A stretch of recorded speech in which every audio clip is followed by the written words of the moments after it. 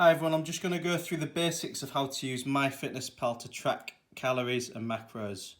So I'm just going to go through, firstly, the app is called MyFitnessPal and this can be downloaded for free. Now there are add-ons that you can pay for on top, but for the most part you can manage without having to pay anything, so you can just use the free app, MyFitnessPal. So I'm just going to show you on, you can see there I've got it on my iPad, it's a lot easier to see. But you can get pretty much the same layout on a phone, it's just smaller obviously. But pretty much these things here at the bottom are very much the same. So the first thing is what I would just recommend, if you've never tracked your nutrition before, just to track as normal. So you've got food diary at the bottom there, just tapped on this. I would just track your nutrition as accurately as you can, just as normal. So try and just eat as you would normally, but obviously weigh things out, and I'll go through how to use the electric scales as well. So ignore this at the top for now. We're just going to focus on how to track food. So for example, say we're having lunch, you just go to add food. Now the good thing about MyFitnessPal is it does store foods that you've had here, so it's very, very quick and easy. So if you've got a number of foods that you eat quite frequently, then very, very quick and easy just to add those in. Say if we're going to have something that you've not had though, that's not on this list, or you can't find it quickly. For example, you might want to have some grapes. So we've got the black seedless grapes just here. And again, a brilliant thing with MyFitnessPal is we can just scan the barcodes very, very quickly. And then we've got electric kitchen scales here as well. Now what I would recommend is you can take a plate or a bowl, stick that on top there, and you can see there the plate weighs 691 grams. Obviously you don't want to weigh that with the food. So you press this button here and that brings it to 0, and then you're only weighing the actual food. So I'll go through how to scan barcodes using MyFitnessPal. It sounds complex, but it's actually very quick and easy. So we press this little button here, and then all we need to do is line the camera up with the barcode there. So I'm just going to try and do it so that you can see it. So perfect. So you can see how quick that's come up there. That brings up all the information that you need there about grapes. So per 100 grams, you can see there 65 calories, 17 grams of carbs, 0.4 grams fat, and hardly any protein in there as well. So obviously, I might not have 100 grams, so this is where the kitchen scales come in handy.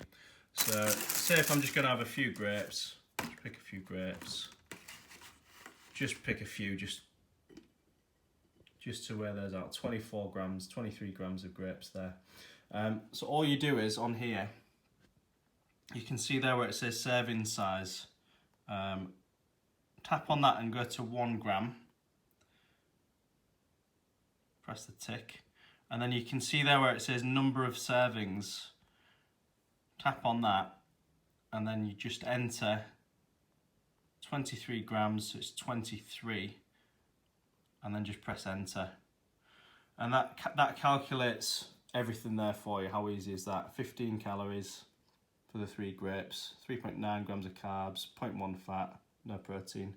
It's got all the other information down here as well, but this is for another video. We're not going to worry too much about this. We're just going to focus mainly on calories, and we're maybe going to even touch on protein as well. So once you've done this, you just press this tick button at the top right, and then that adds that to your lunch there. If you want to add something else, so for example, might have some tuna. Again, very, very similar. So you go to this button here and you just scan the barcode, and it just brings it up there very, very quick and easy.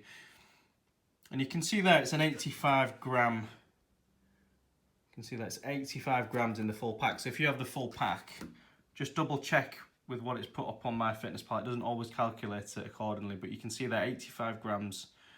If you have the full pack, that's all the calories that you're going to be having there. Again, you should be able to adjust. Say if you were just to have half the pack, you can just weigh it out just like I did with the grapes. So you can go serving size 1 gram, and then you can adjust the number of servings there. So say if I only had 40 grams, you put 40 grams in and then it calculates everything for you. Very, very quick and easy once you get used to doing it. So we'll add that in, 40 grams of tuna, and then you can see there at the top it adds the total number of calories here. So again, I wouldn't worry too much about these numbers just yet, but you can see how we're starting to add everything together on here. Let's see if we can focus there. Yeah, okay. Couple of things maybe to consider as well. If you go to more in the bottom right, you can go to goals, and then what I would do is look at, once you've done a week of tracking, just see what your habits are like. It's really, really surprising actually the first time you track your nutrition. There's a lot of surprises actually, a lot of things there, a lot of foods that are very, very dense in calories. So it'll be interesting to see what your actual habits are and what your average calories are per day. So I'll track it and see what your average calories are. And then if your goal is, for example, to lose weight, to lose body fat, you can actually adjust your goals here based on calories. So you can see there top right. Say if my average calories were 2,500 and my body weight stayed the same over 2 weeks, I would just adjust that accordingly. So if I was to put, say, if I know that if I have 2,500 calories per day and that I maintain my body weight at 2,500 calories, that's just my maintenance calories, so I'll stay the same body weight on those calories. So what I would do is look to add a deficit in there. I'll probably only start off about 200-300 calories, just nice and gentle. So I'll maybe go 2,200. Enter. Now you can start playing around with these macros as well. So the macronutrients are carbs, protein and fat. You can tap on each of these here, so you can see you can only do it by percentage unless you want to pay. You can actually pay to do it by grams, but you can get there or thereabouts. So what I would recommend for protein intake, I would prioritise protein intake if your goal is fat loss, and I would go at about at least 2 grams per kilo body mass. So my body weight is 80 kilos. I would be looking at about 160 grams of protein. So you can see there it's 193. See if we can zoom in. 193. Yeah, so about 160 there. Fats, I wouldn't go lower than 15-20% because you need at least 15 to 20% of your macros to be fats, just for essential health, really, just for cell health, for hormones and things like that.